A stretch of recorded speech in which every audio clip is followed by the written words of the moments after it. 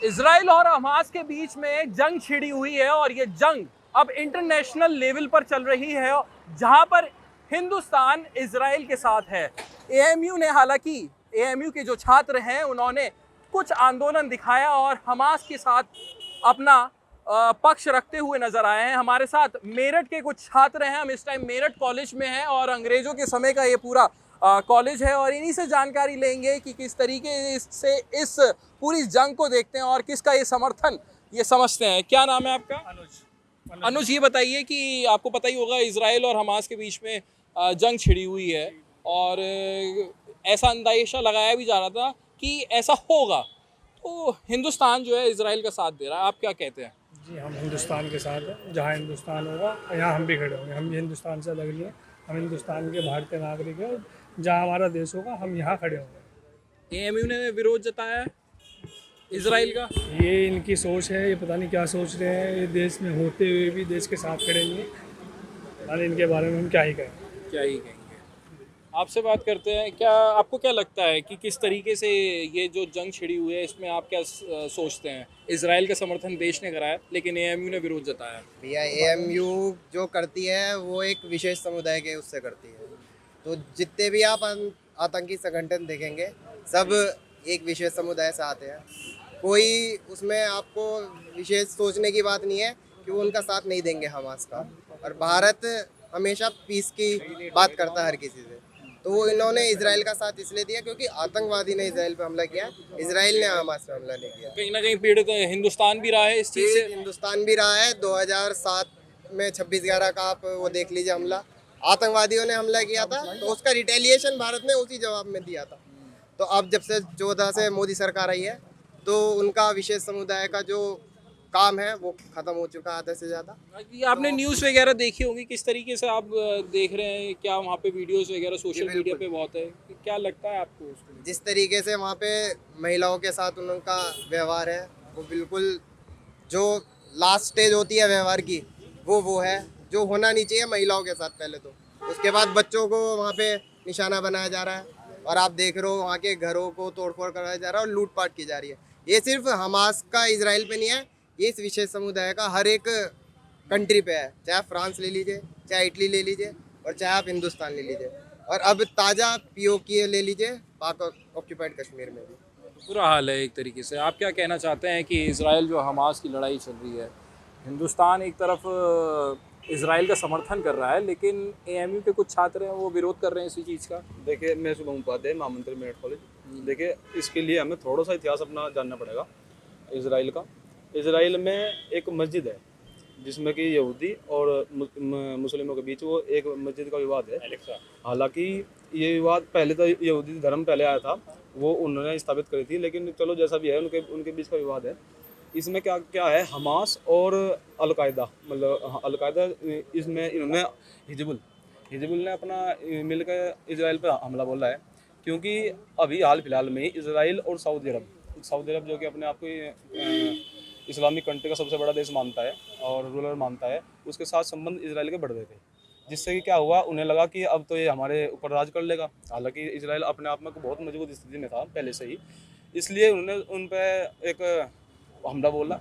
उसके लिए क्या करा, उन्होंने मिसाइल ला के बिना बताए युद्ध एक दिन में घोषित कर दिया। हालांकि इसके लिए लगभग पिछले एक साल से उसके लिए पूरी तैयारियां कर रहे थे और उसी के साथ उन्होंने हमला करा। इतना अमानवीय व्यवहार उन्होंने लोगों के साथ और वहाँ की महिलाओं के साथ किया जो जिससे कि पूरी दुनिया शर्मसार है।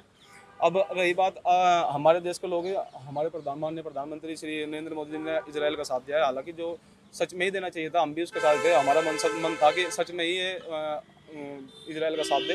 अब कुछ देखिए, पक्ष विपक्ष हर जगह होता है। कुछ लोग हैं कि हमें चाहे कुछ भी हो जाए, घर का मामला है, बाहर का मामला है, हमें तो विरोध ही करना है।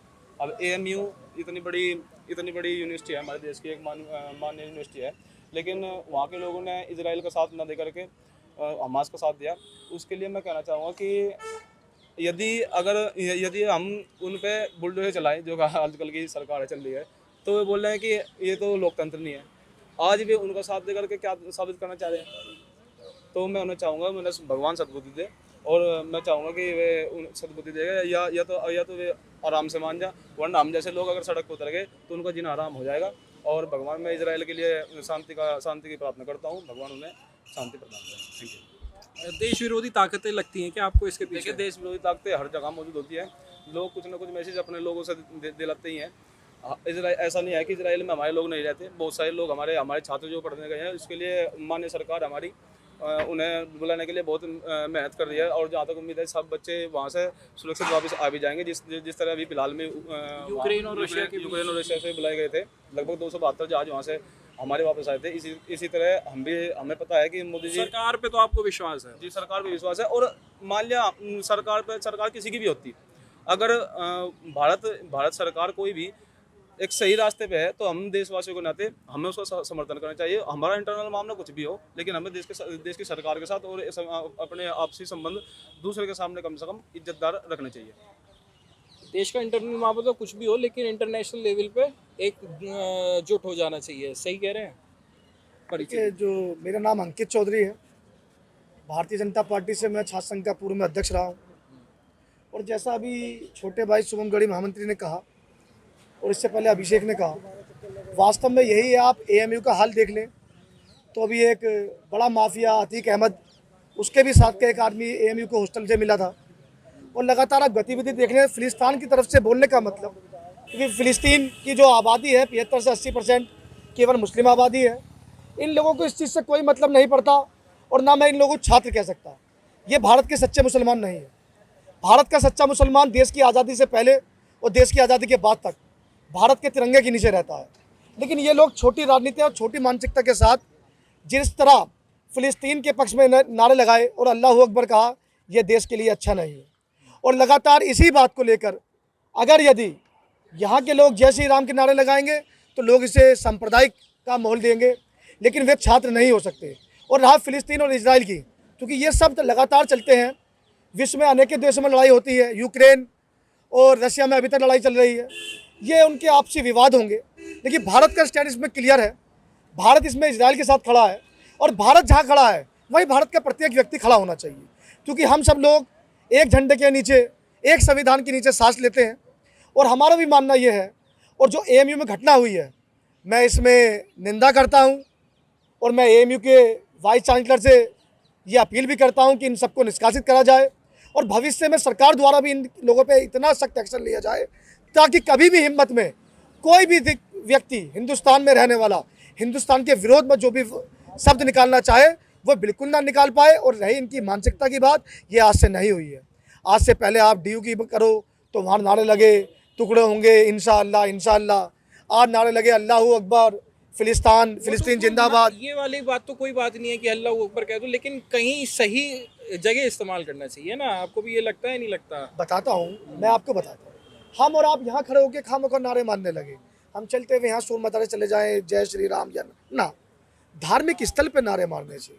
आप जब मस्जिद के अंदर जाएंगे तो अल्लाह को याद करें, जब हिंदू मंदिर के अंदर जाता है तो भगवान को याद करता है, क्रिश्चियन उसके ईसाई चर्च के अंदर जाता है तो जीसस की रोज को याद करता है, ऐसे ही सरदार वहाँ जाता है तो गुरु ग्रंथ साहब को याद करता है। सब धर्म की जगह बनाई है, सब लोगों ने अपने अपने स्थल बना रखे हैं। उसका मतलब ये नहीं कि आप समाज में ऐसी चीज़ करेंगे, ये गलत है, ये संदेश गलत जाते हैं। अच्छा, हमास की जो वीडियोस आई है, वहाँ के जो मिलिट्री वाले हैं, पुलिसकर्मी हैं, उनकी वीडियोस आपने देखी होंगी जो इजराइल के साथ हो रहा है। आपको क्या लगता है, क्या क्या वीडियो देखिए, थोड़ा सा बताइए, और क्या लगता है कि ऐसा होना चाहिए?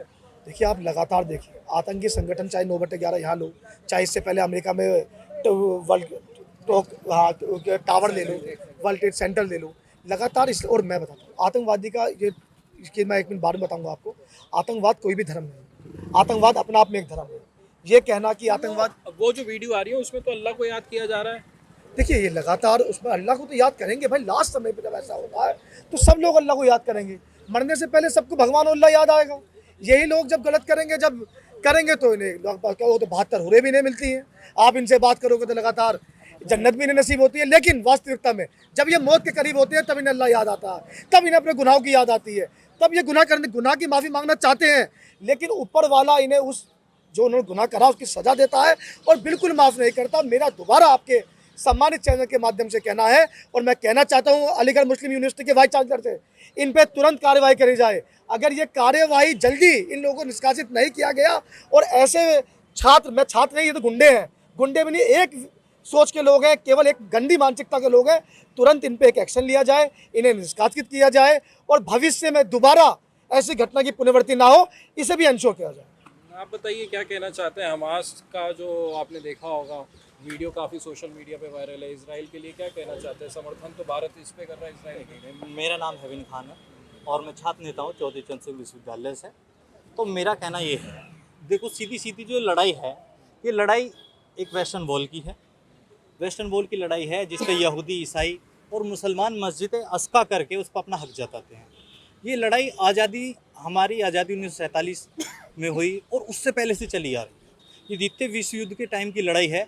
और इसमें जो हमास है ना, हमास वहाँ का एक लड़ाका ग्रुप है जिसे UN, USA और रूस, अमेरिका सब ने अपनी मान्यता दे रखी है।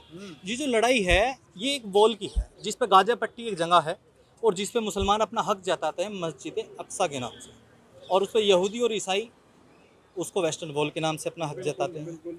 तो ये जो लड़ाई चल रही है इसमें मैं कह देना चाहता हूँ, भारतीय जनता पार्टी के हमारे पूर्व प्रधानमंत्री और इस देश के सच्चे और बड़े नेता श्री अटल बिहारी वाजपेयी, इसमें हमेशा से उन्होंने समर्थन किया था फिलिस्तीन का उन्होंने वक्त बदलता है ना, वक्त के साथ प्रधानमंत्री भी बदल गए, नरेंद्र मोदी भी आ चुके हैं, वो समर्थन दे रहे हैं इसराइल का। और जिस तरीके से वीडियो आ रही है, क्या आपको लगता है कि वो वीडियो सही है, जायज़ है? देखो, मैं एक भारतीय होने के नाते जो देश विरोधी बात करेगा, जो देश के खिलाफ की बात करेगा, मैं उसका समर्थन बिल्कुल नहीं करूँगा।